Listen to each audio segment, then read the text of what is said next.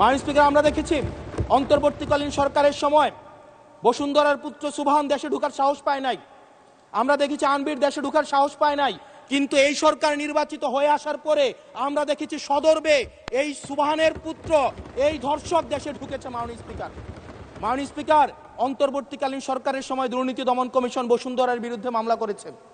আমরা দেখেছি এই মামলার কি অগ্রগতি হয়েছে সেটা আমরা জানতে চাই। আমরা জানতে চাই আন্ডার টেবিল কোনো ধরনের সমঝোতা হয়েছে কিনা। যদি সমঝোতা না হয়ে থাকে তাহলে তাদের বিরুদ্ধে আইনগত ব্যবস্থা নিতে বাধাটা কোথায় সেটা বাংলাদেশের মানুষের সামনে প্রকাশ করতে হবে। মাননীয় স্পিকার, অন্তর্বর্তীকালীন সরকার এই বসুন্ধরা গ্রুপ যারা বিদেশে টাকা পাচার করেছে, মানুষের সম্পদ দখল করেছে এবং মিডিয়ার মধ্য দিয়ে আওয়ামী লীগের গুম খুন হত্যাকে যারা বৈধতা দিয়েছে তাদের খুঁটির জোর কোথায় সেটা আমরা জানতে চাই। মাননীয় স্পিকার, আমরা মাননীয় স্পিকার অবশ্য শুনতে পেয়েছি, বললে অবশ্য অনেকে রাগ করে। মাননীয় সদস্য, আপনার সময় শেষ হয়ে গেছে, তারপরেও চিফ হুইপ মহোদয় অনুরোধ করেছেন আরো 3 মিনিট বাড়ানো হলো। থ্যাংক ইউ মাননীয় স্পিকার।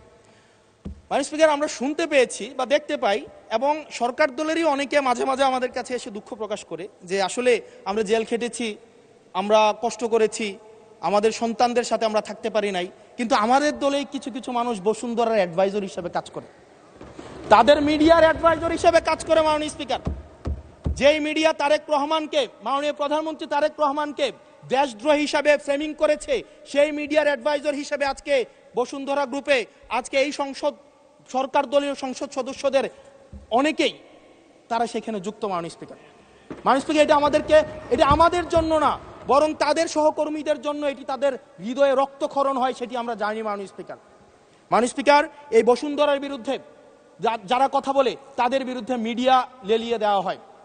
মাননীয় স্পিকার, আমরা যারা ঋণ খেলাপি, যারা ব্যাংকগুলোকে দখল করেছে, যারা গণতন্ত্র পথকে রুদ্ধ করেছে, গুম খুনের বৈধ, একটু ওয়েট করেন, সময় তো দিবে, আসতেছে, শেষ হোক। যারা গুম খুনের, আমি আপনাকেই বলছি মিস্টার হাসান, এইদিকে আমি অ্যাড্রেসিং ইউ মাননীয় স্পিকার, যারা গুম খুনের বৈধতা উৎপাদন করেছে তাদের বিরুদ্ধে আমরা অন্তত বিএনপি থেকে স্ট্রিক্ট আমরা অ্যাকশন দেখতে চাই। মাননীয় স্পিকার, মাননীয় প্রধানমন্ত্রী প্রতিশোধ পরায়ণ হন নাই, আমরা সেটাকে ওয়েলকাম জানাই।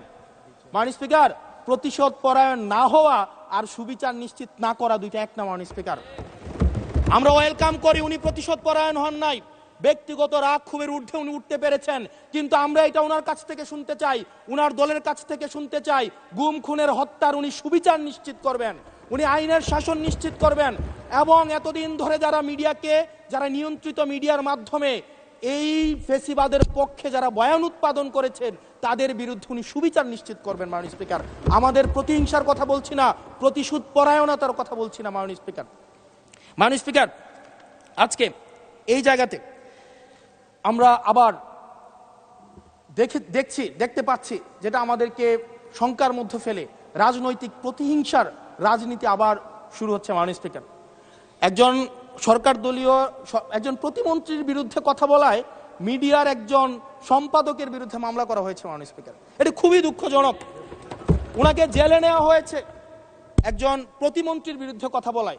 এবং মাননীয় স্পিকার, আমি আপনার প্রোটেকশন দাবি করছি, কারণ আমরাও বলতে ভয় পাই, কারণ আমরা যদি সরকারের সমালোচনা করি, কোনো প্রতিমন্ত্রীর বিরুদ্ধে কথা বলি, মন্ত্রীর বিরুদ্ধে কথা বলি, আমার এলাকার বাজেট দিয়ে বন্ধ করে দিবে না সেটার কিন্তু নিশ্চয়তা নাই।